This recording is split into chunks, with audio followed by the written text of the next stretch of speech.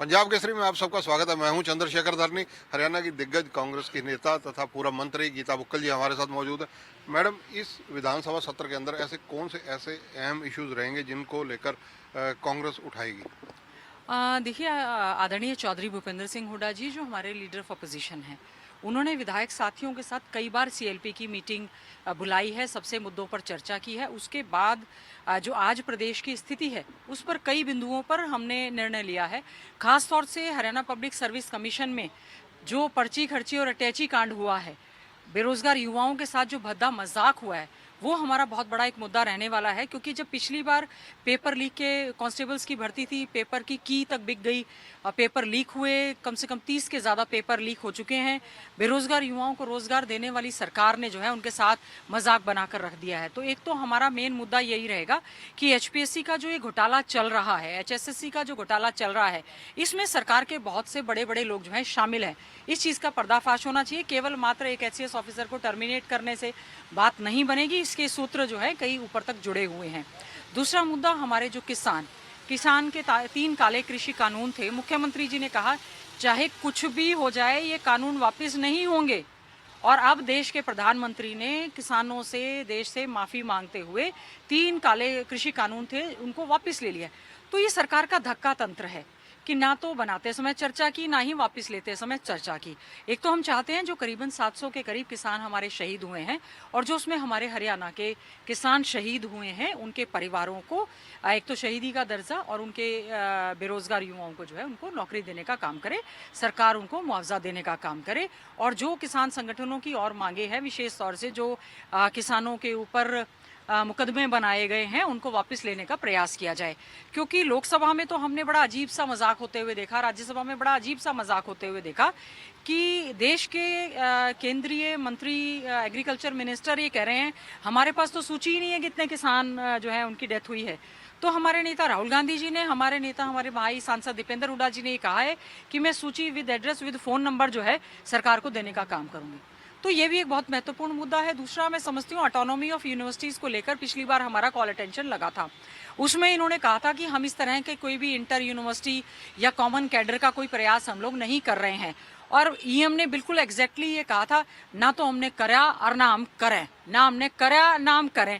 अभी तो 3 महीने भी नहीं बीते और उन्होंने जो है फिर से यूनिवर्सिटी की जो प्रोफेसर्स की, एसोसिएट प्रोफेसर, नॉन टीचिंग और टीचिंग स्टाफ की भर्ती को एचपीएससी को और एचएसएससी को देने का जो निर्णय लिया है उसकी भी हम कड़े शब्दों में निंदा करते हैं। और मेरा कॉल अटेंशन जो है इसमें एडमिट भी हुआ है, आज उस पर चर्चा भी होगी। सभी यूनिवर्सिटीज़ में, पहले तो यूनिवर्सिटीज़ में नई भर्ती इन्होंने की नहीं, जो नैक का सर्वे होता है उसमें हमारी ज़्यादातर पहली यूनिवर्सिटी से A+ थी। हमारी यूनिवर्सिटी में ये सरकार आने के बाद डिग्रेडेशन हुआ है, कोई नई यूनिवर्सिटी नहीं बनाई, कोई भर्ती नहीं की, उसमें कुछ अपग्रेडेशन नहीं किया।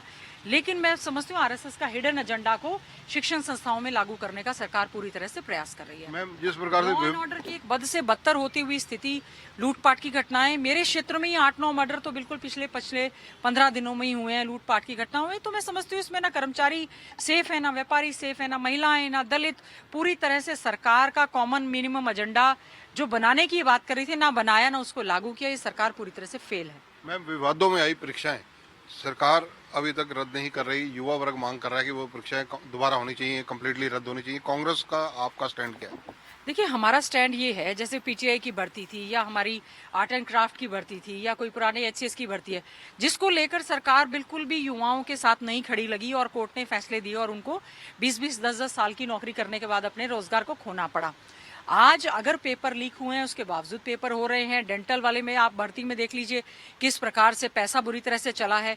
और इसमें हैरानी की बात है, कईयों को हमने कहते सुना है, मुख्यमंत्री जी ने कहा है ये तो हमने खुद करवाया है। कौन मुख्यमंत्री चाहेगा कि जो हरियाणा प्रदेश हमारा 1 नंबर पर था तरक्की की राह पर, आज वो ऐसे घोटाले, घपले, पेपर लीक और इस तरह से अटैची के मामले में जो है वो बदनाम हो रहा है। तो हम चाहते हैं कि युवाओं के साथ इस प्रदेश को जस्टिस करना चाहिए। जो अनएम्प्लॉयमेंट पे सर्वे हुए हैं उसमें हरियाणा जो है सबसे पीछे चला गया है। सबसे ज़्यादा बेरोजगारी आज के समय में हरियाणा में है। कोरोना काल में उनके साथ बहुत बड़ा मजाक हुआ, उनके रोजगार छिन गए, इंडस्ट्री फैक्ट्री बंद हो गई और उसके बाद जो है सरकार जो है उनके साथ मजाक कर रही है। दूसरा, डोमिसाइल जो रेजिडेंट सर्टिफिकेट है, जिसकी अवधि 15 साल थी, उसकी अवधि को इन्होंने 5 साल करके हरियाणा के युवाओं के हकों पर पूरी तरह से कुठाराघात करने का काम किया है। क्योंकि पहले भी आपने देखा होगा जितने भी नतीजे आए हैं उसमें 80% युवा, चाहे वो एसडीओ की या कोई भी भर्ती हो, उसमें 80% से ज़्यादा युवा जो है वो बाहर के लगे हैं। तो हम समझते हैं सरकार बहुत बड़ा एक मजाक कर रही है और युवाओं ने बहुत बड़े आंदोलन भी किए और आगे भी आंदोलन रहेगा और हम भी उनका समर्थन करते रहेंगे। मैम एक चीज़ और है तो पॉलिटिकली सवाल, लेकिन आप खुद पॉलिटिशियन है तो आपसे ही पूछा जाएगा, वहाँ से विधायक भी हैं। आजकल झज्जर राजनीति का अखाड़ा बना हुआ है, रैलियाँ करने का अखाड़ा बना हुआ है और कई नेता दावा करते हैं कि ये हुड्डा के गढ़ में सेंध लगानी है तो झज्जर से घुसो। हरियाणा में झज्जर एक ऐसा महत्वपूर्ण जिला है जिसने चारों की चारों सीटें कांग्रेस पार्टी को देने का काम किया। आदरणीय चौधरी भूपेंद्र सिंह हुड्डा जी की वजह से, सांसद भाई दीपेंद्र हुड्डा जी की वजह से और हमारे कांग्रेस के गढ़ को मजबूत होने की वजह से तो लोग अपना थोड़ा बहुत ढूंढने की कोशिश कर रहे हैं। मिला क्या उनको? फ्लॉप शो, फ्लॉप रैली, कोई अनाउंसमेंट नहीं। झज्जर में करने के लिए क्या गए थे? जो हमारी पेंडिंग मुख्यमंत्री की या उप मुख्यमंत्री की जो घोषणाएं थी, कम से कम उसी को ही सिरे चढ़ा देते। जिस क्षेत्र में रैली हो रही थी उसके नजदीक एम्स में और 14 इंस्टीट्यूट्स और बनने थे, उसी को ही कह देते। हमारे क्षेत्र में कोई बड़ी घोषणा करते तो हम स्वागत करते। लोगों को जब इन्होंने अपनी पृष्ठभूमि ढूंढने का, पहले चौधरी देवीलाल जी हमारे आदरणीय नेता आज इस दुनिया में नहीं है, उन्होंने पृष्ठभूमि रोहतक में ढूंढने का प्रयास किया था और चौधरी भूपेंद्र सिंह हुड्डा जी ने कई बार उनको पटकनी देने का काम किया है। तो मैं समझती हूँ भूपेंद्र सिंह हुड्डा का गढ़ तो सारा हरियाणा है और इस तरह की जो सेंध लगाने का प्रयास करते हैं, अच्छा होगा कि वो अपने क्षेत्रों में पहले घुसकर दिखाएं। मैम अगर चर्चा की जाए इसके अलावा, क्योंकि गठबंधन की सरकार है, चाहे वो बीजेपी जेजेपी का गठबंधन हो या निर्दलियों का हो, 2 साल सरकार के कंप्लीट हो चुके हैं, आप क्या कहेंगे 2 साल पर? देखिए 7 साल में हरियाणा प्रदेश को इस सरकार की वजह से पीछे ले जाने का काम हुआ है। जाट आरक्षण में हमारे हरियाणा के भाईचारे को जलाने का इन्होंने काम किया है। कई बार यहाँ पर लॉ एंड ऑर्डर की स्थिति बद से बदतर हुई है।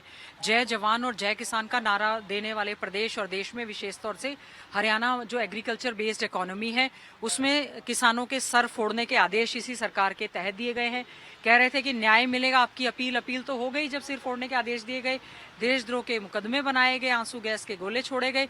तो हम ऐसे प्रदेश में क्या उम्मीद करेंगे? हर जिले में यूनिवर्सिटी बनाए जाने की बात थी, मेडिकल कॉलेज बनाए जाने की बात थी। आज सारी यूनिवर्सिटीज खाली पड़ी हैं, मेडिकल कॉलेजेस खाली पड़े हैं, आज हॉस्पिटल्स खाली पड़े हैं।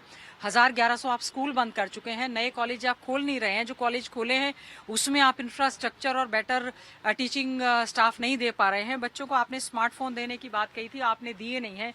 ऑक्सीजन की दवाइयाँ आपने देखा होगा, दवाई नहीं मिली, ऑक्सीजन बेड नहीं, सिलेंडर नहीं मिले, बेड नहीं मिले, वेंटिलेटर्स खराब मिले। डॉक्टर्स की स्थिति आज इतनी बुरी हालत है कि हमारे ज़्यादातर हॉस्पिटल जो हैं वो खाली हैं। तो हम उम्मीद करेंगे कि सरकार जो है हरियाणा को आगे ले जाए, ना कि हरियाणा को पीछे ले जाने का काम करे। सरकार ने तो मैं समझती हूँ हरियाणा को देश की सरकार ने और हरियाणा के मुख्यमंत्री ने एक प्रयोगशाला बनाकर रख दिया है। तो हरियाणा में मैं समझती हूँ 7 साल में कोई 7 उपलब्धियां भी ये नहीं गिनवा सकते और इनके फेलियर जो है हम कम से कम 60 गिनवा सकते हैं। धन्यवाद। तो ये हैं गीता बुक्कल, पूरा मंत्री हैं, कांग्रेस के दिग्गज नेता हैं। इनका कहना है कि झज्जर जो है एक तरह से किला और गढ़ इसलिए कहा जाता है क्योंकि चारों की चारों विधानसभा सीटें वहाँ से कांग्रेस को आई। जो लोग सेंध लगाना चाहते हैं वो कोशिश करें, लेकिन हुड्डा का तो पूरा हरियाणा ही गढ़ है।